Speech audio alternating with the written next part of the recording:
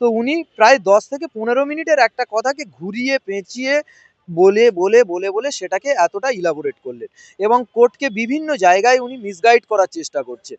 তো বিকাশ রঞ্জন ভট্টাচার্যের এই যে বক্তব্য, এটাতে তো খুশি হওয়ার কোনো জায়গাই নেই।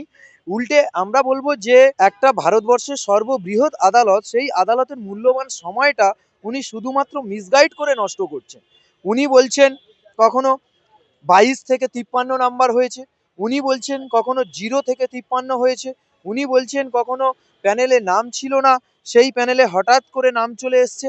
আমরা বলছি অবশ্যই এগুলো হয়েছে, এইগুলো হয়েছেই বলেই তো আজ দুর্নীতি প্রমাণিত। এবং উনি এই যে তথ্যগুলো বলছেন, সেগুলো উনি কাদের তথ্য নিয়ে বলছেন? সেগুলো বলছেন আমাদের সুপ্রিম কোর্টের এবং আমাদের দেশের সর্ববৃহৎ তদন্তকারী সংস্থা সিবিআই এর তথ্য নিয়ে বলছেন। তার মানে এটা বোঝায় যে সিবিআই যে তদন্তটা করেছে সেটা সঠিক।